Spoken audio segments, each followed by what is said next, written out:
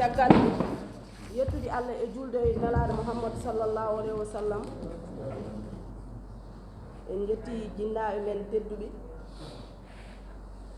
en jetti hohoɓe men diini e hohoɓe men aada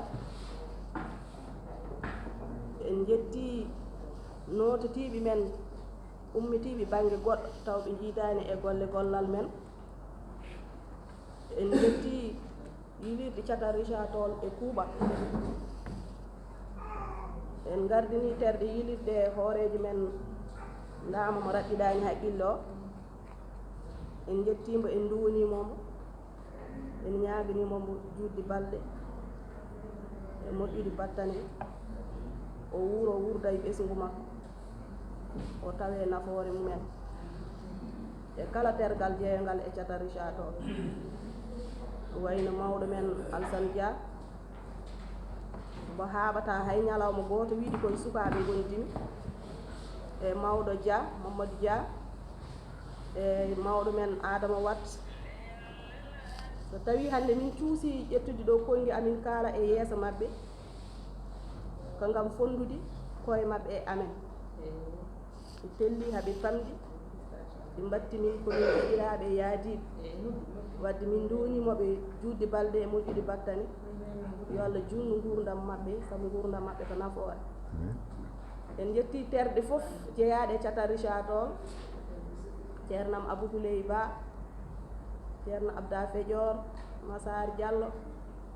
Rum Thioub en Bodiel Ba en Abdoulaye Sy en kala mo nanani inde mum yo andu ko kañum ɓeɗorimi wona ko wawi ɗo limtidade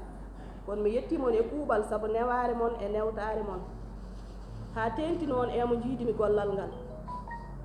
Bodiel Ba mi yettima mi duwonimama juutde balɗe an e ɓesgu ma e ɓesgu kala julɗo dewo walla jokko wenɗam neware ma e teyre ma e muñal ma mi yetti kadi Ramatullahi Won garowo am e sahaji foof mi yurni ɗo gueɗe ɗe saabu neware mum mi ñaguimon yaafuya gam lelde mi tawtorede golle ɗe kono ɗe wonani e saago am sinno sagam seno fuɗɗo taw ko yeesam fuɗɗoto so ɗum ɓenni caggal nde cimtuna ɗon ko naati e golle ngaalu Thiatal nde tawno cukku amo o sukkirani am tan jogade nesalal walla layse ɗomo yowa ɗum waɗi mi suusti golle ɗe fof woppude ɗum e juuɗe makko keddirami ɗo ko golle ko faati e galle men Pulaar oɗo galle Pulaar omo mofti hande e kalis ko ina tolno 75 ujunere e 120 mbuuɗu e sakuji 10 sima ko galle mamin kaɓi noon hamin tampi gallo jaajeeri mum e juuteni mum mbeɗa sikki tan no ɓuuri Thiatal ngal koppareje no feewi ala fof jaɓɓal ngal min jaɓɓani e makko kono de min jetti hohoɓe kala baɗɗa hen mbuuɗu mum min duwonima ɗum nde Allah ɓeydanta ɗum ha heewa en jetti kadi mawɗo men edinoɗo wadde hen mbuuɗu mum hono Abou Ly min jettimo kadde jettor saabu kanko fuɗɗuno o fondement kala ko daña ko caggal makko ari caggal ɗum hankkadi ne duuɓi fof joguiɗo seeɗa mum waɗi hen e raɓɓikinade dal ko ɗum ɗo woni ngaalum gonɗo caggal kees mbo Thiatal ngal jeeyi taw ha hande ko Thiatal ngal jeeyi ɗum kono ko kalis innetirtoɗo galle Pulaar